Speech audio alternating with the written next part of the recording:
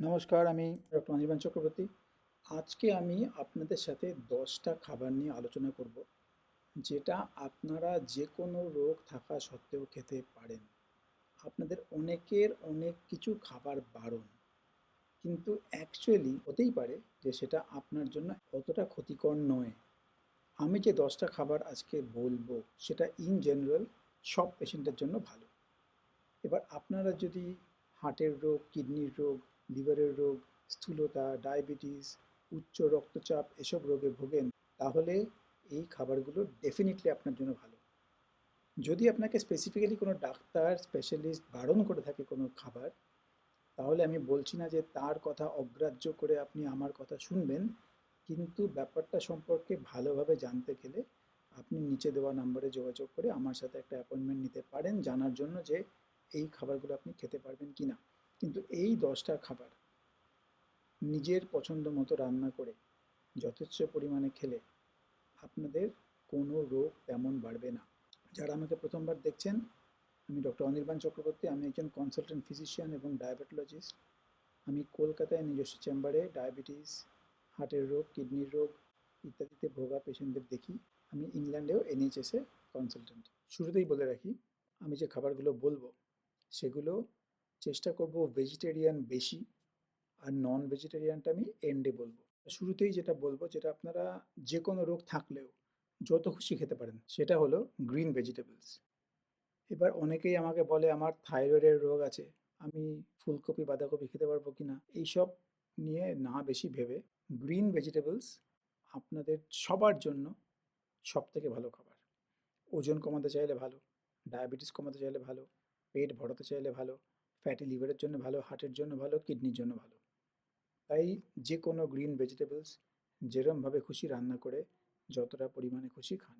2 নম্বর বলবো salad. Salad মানে আমি মিন করছি শসা, টমেটো, পেঁয়াজ, দরকার পড়লে একটু গাজর, এইগুলো দিয়ে বাল্ক তৈরি করা, মানে অনেকখানি ভলিউম তৈরি করা। এইটাও আপনারা যে কোনো রোগ থাকলেও যত খুশি খেতে পারেন। অনেকের ধারণা আছে যে গাজর খাওয়া যাবে না, সুগার বাড়বে। এইসব ধারণা ছেড়ে আপনারা বেশি করে স্যালাড খান। শুধু শুধু গাজর খেতে বলছি না, কিন্তু স্যালাডের মধ্যে গাজর একটু দিয়ে খেতেই পারেন। মেনলি শসা, টমেটো, পেঁয়াজ এগুলো দিয়ে খাবেন। পেট ভরাতে গেলে স্যালাড আর গ্রিন সবজি হচ্ছে আপনার জন্য বেস্ট খাবার। 3 নম্বর হচ্ছে স্প্রাউটস, মানে ছোলা ভেজানো, মুগ ডাল ভেজানো, এইগুলো এইগুলো আপনারা স্যালাড দিয়ে মিক্স করে খেতে পারেন। এগুলো দিয়ে আপনারা চিল্লা বানিয়ে খেতে পারেন। এগুলো আপনারা শুধু শুধু স্ন্যাক্স হিসেবে খেতে পারেন। এগুলো হাই প্রোটিন, হাই ফাইবার। এর থেকে খুব একটা ব্লাড গ্লুকোজ বাড়বে না, পেট ভরবে, প্রোটিন ঢুকবে, আপনাদের জন্য ভালো। যত খুশি পরিমাণে খেতে পারেন যে কোনো রোগ থাকা সত্ত্বেও। 4 নম্বর বলবো বাদাম। এবার বাদাম বলতে আমি শুধু পিনাটস মিন করছি না। বাদাম বলতে আমি মিন করছি একটু দামি বাদাম, যেমন আমন্ড বলুন, পিস্তাচিও, ওয়ালনাট মানে আখরোট, কাজু বাদাম, এইগুলো খেতে পারেন অ্যাজ স্ন্যাক্স। আর যদি এটাকে মেন মিল হিসেবে খেতে চান, তাহলে এই বাদামের সঙ্গে একটু স্যালাড মিক্স করে ভলিউমটা বাড়িয়ে খাবেন। কিন্তু বাদামে হেলদি ফ্যাট আছে, বাদামে প্রোটিন আছে, বাদামে খুব ভালো ফাইবার আছে, আপনাদের সবার জন্য খুব ভালো। কিডনির রোগ থাকুক, হার্টের রোগ থাকুক, সবার জন্য ভালো। বাদাম খাবেন, বাদামটা খুব হেলদি স্ন্যাক্স। 5 নম্বর বলবো সিডস। এবার সিডস, সব রকম সিডস খুব ভালো। এটা হচ্ছে full of minerals and vitamins and fibre and good fat and protein. Chia seed, flax seed, তরমুজের বিচি, কুমড়োর বিচি, সানফ্লাওয়ার সিডস, আপনার যেরকম পসিবল সেরকম খাবেন, কোনো অসুবিধা নেই। কোনো রোগ নেই যেখানে সিডস খাওয়া বারণ। আমার এই চ্যানেলে অনেক ভিডিও দেওয়া আছে যে কীরমভাবে ব্রেকফাস্ট করবেন, কীরমভাবে বিকেলে স্ন্যাক্স খাবেন। সব জায়গাতে আমি বলি যে সব কিছু খাওয়ার মধ্যে সিডসটাকে অ্যাড করুন। ভলিউম বাড়বে, প্রোটিন বাড়বে, মিনারেলস অ্যান্ড ভিটামিনস বাড়বে, গুড ফ্যাট বাড়বে, উপকার বাড়বে। সুতরাং সব রকম সিডস চেষ্টা করবেন বারে বারে খেতে। নাটস অ্যান্ড সিডস খুব ভালো স্ন্যাক্স ফর এভরিবডি। 6 নম্বর বলবো ফ্রুটস। এবার ফ্রুটস মানে যার ডায়াবেটিস আছে, যার স্থূলতা আছে, তাদের জন্য এই মিষ্টি মিষ্টি আপেল, মিষ্টি মিষ্টি আম, কলা এগুলো মোটেই ভালো না। আমার কিছু ভিডিও আছে কিরম ফল খাবেন, কিরম ফল খাবেন না। যে ফলটা পানসা, যে ফলটা টক, সেটা বেশি করে খাবেন। যদি অ্যাফোর্ড করতে পারেন অ্যাভোক্যাডো, বেরি এগুলো খাবেন। না হলে জাম, কুল, জামরুল, কাঁচা পেয়ারা, শশা এগুলো খাবেন। লোকাল ফল, যাতে মিষ্টি কম, খেলে কোনো ক্ষতি নেই। ফাইবার ঢুকবে, ভিটামিনস মিনারেলস ঢুকবে। মিষ্টি ফলে সুগার বাড়বে, ওজন বাড়বে, রোগ বাড়বে। যে ফলটা খেতে অত ভালো না সেটা আপনার জন্য ততটাই ভালো। যে ফলটা খেতে খুব ভালো সেটা আপনার জন্য ততটাই ক্ষতি, এটা মনে রাখবেন। আমার ফলের ভিডিওগুলো দেখে নেবেন। 8 নম্বর বলবো পালসেস অ্যান্ড লেগুমস, মানে মনে করুন ডাল জাতীয় জিনিস। এবার এগুলোতেও ফাইবার, প্রোটিন বেশি থাকে, কিন্তু এতে কার্বোহাইড্রেটও থাকে। সুতরাং ডাল ডায়াবেটিস পেশেন্টের জন্য বিরাট ভালো কিছু নয়। যারা ভেজিটেরিয়ান তাদের জন্য ইম্পর্টেন্ট, বিকজ তাদের প্রোটিনটা ডাল থেকে আসবে। কিন্তু ডাল খুব বেশি খেলে কিন্তু ব্লাড গ্লুকোজ বাড়তে পারে, ওজনও বাড়তে পারে। কিন্তু ডালটা খুব সস্তায় পুষ্টিকর খাবার। পেট ভরবে, ফাইবার আসবে, প্রোটিন আসবে, তাই খাবেন। সব রকম ডাল খাবেন যে কোনো রোগ থাকলে। কিডনির রোগের ডাল খাওয়া বারণ, এইসব কনসেপ্ট এখন আর নেই। আর যেটা বললাম, খুব অ্যাডভান্স কিডনির রোগ হলে দরকার পড়লে আমাকে একবার দেখিয়ে নেবেন, আমি আপনাকে বলে দেবো যে ডাল খেতে পারবেন কি পারবেন না। কিন্তু এরকম অ্যাডভান্স কিডনির রোগী খুব বেশি নেই।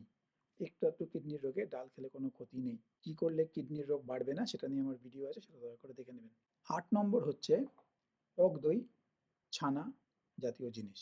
দুধ জেনারেলি ভালো নয়, টক দই জেনারেলি ভালো, বিকজ এতে ল্যাকটোজটা কম থাকে। অনেকের দই সহ্য হয় না, ছানা সহ্য হয় না, মিল্ক প্রোডাক্ট সহ্য হয় না, তারা অ্যাভয়েড করবেন।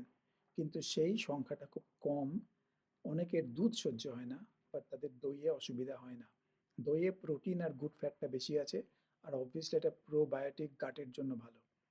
দই রাখবেন নিজের ডায়েটে, ব্রেকফাস্টে খাবেন, ডিনারেও খেতে পারেন, পেট ভরানোর জন্য খেতে পারেন, স্ন্যাক্স হিসেবে খেতে পারেন। দই উইথ সিডস অ্যান্ড নাটস হচ্ছে আমার খুব পছন্দের একটা ব্রেকফাস্ট। আর ছানা খেতে পারেন, ছানার ডালনা খেতে পারেন, পনির খেতে পারেন, পনির কাবাব খেতে পারেন, পনির টিক্কা খেতে পারেন as snacks or main course. তাই ছানা আর দই খাবেন, দুধটাকে অ্যাভয়েড করবেন।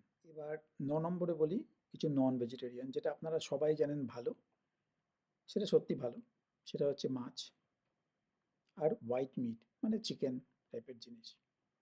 যারা বিদেশে থাকেন তারা টার্কিও খেতে পারেন, হোয়াইট মিটের মধ্যে টার্কিও পড়ে। এতে ফ্যাট কম, আর জেনারেলি আপনার জন্য ভালো, গুড সোর্স অফ প্রোটিন। মাছ কীরম খাবেন সেটা নিয়ে আমার একটা ভিডিও আছে, দেখে নেবেন কোন মাছগুলো ভালো, কোন মাছগুলো ভালো না। বাট ইন জেনারেল মাছ আপনার জন্য হেলদি। মাছ আর হোয়াইট মিট নিজের ডায়েটে রাখবেন, গ্রিল করে, রান্না করে এটা একটু বেশি পরিমাণে খাবেন, যাতে বেশি পরিমাণে ভাত রুটি খেতে না হয়।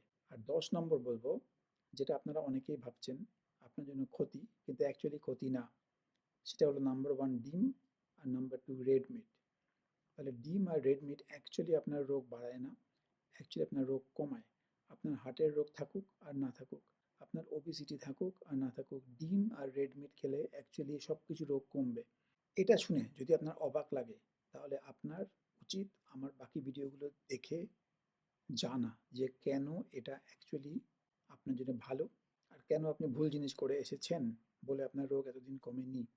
এই ব্যাপারে বলে রাখি, যারা ভালো ভালো খাবার খেয়ে বেশি কষ্ট না করে নিজের রোগ কমাতে চান, তারা আমার সাথে একটা 1 ঘন্টা diabetes and obesity reversal programme book করলে বুঝে যাবেন কি করে ভালো ভালো খাবার খেয়ে এক্সারসাইজ না করেও ওজন এবং রোগ কমাতে পারেন। তার জন্য নিচে দেওয়া নম্বরে যোগাযোগ করতে পারেন। আর লাস্টে বলি যে সব কিছু যে রান্না করবেন, সেটা রান্না করার চেষ্টা করবেন কম তেলে, কম আঁচে, অনেকক্ষণ ধরে। কিন্তু যে তেলটা আপনি যত খুশি খেতে পারেন, ক্ষতি কম, সেটা হচ্ছে এক্সট্রা ভার্জিন অলিভ অয়েল, যেটা ইন্ডিয়াতে, বাংলাদেশে একটু রেয়ারলি পাওয়া যায়, কিন্তু খুঁজলে পেয়ে যাবেন। সেটা হচ্ছে একমাত্র তেল যেটা আপনার জন্য হেলদি, যে কোনো পরিমাণে, যে কোনো রোগী পেশেন্টের জন্য। তাই এই আইটেমগুলো দিয়ে যদি রান্নাবান্না করেন, তাহলে আপনার কোনো রোগই বাড়বে না। মনে রাখবেন, এখানে আমি কোনো প্রসেস ফুড বলিনি, এখানে কোনো চাল, গম, আটা, ময়দা, ওটস, কর্নফ্লেক্স, শস্যদানা বলিনি। সেটা মাথায় রেখে নিজের ডায়েটটা নিজে বানাবেন। ডায়েট চার্ট নিয়ে আমার অনেকগুলো ভিডিও আছে। ৩ দিনে কি করে ব্লাড গ্লুকোজ অর্ধেক করতে পারবেন সেটা জানতে চাইলে এই ভিডিওটা দেখে নেবেন। আর ডায়াবেটিস রিভার্সাল যদি করতে চান তাহলে এই ভিডিওটা দেখে নেবেন যে কারা কারা সহজে ডায়াবেটিস রিভার্সাল করতে পারেন।